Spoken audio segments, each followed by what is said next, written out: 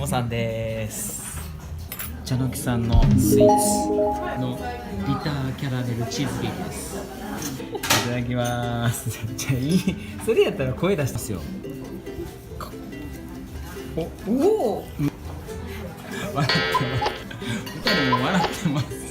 出しちゃった。誰がパクンやねん。あ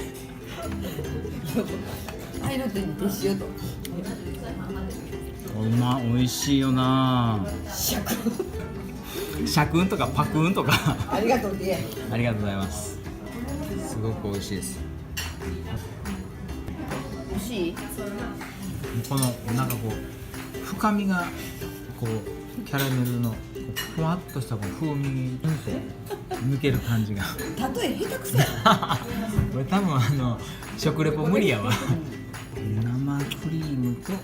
うん。美味しい。あんまないねんな。うんうん。シダも混ぜるしな。シダもそうなんですよ。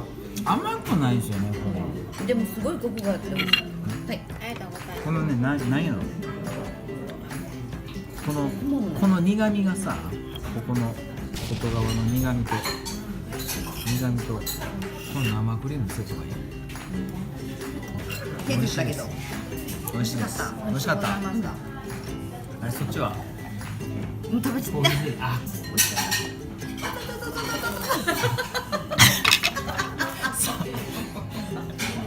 た。そんなさ効果音いらん。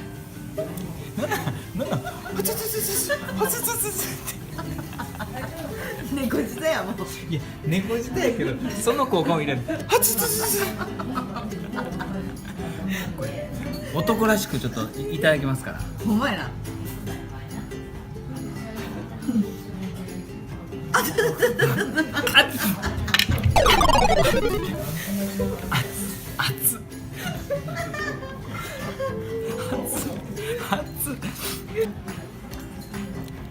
じゃあね。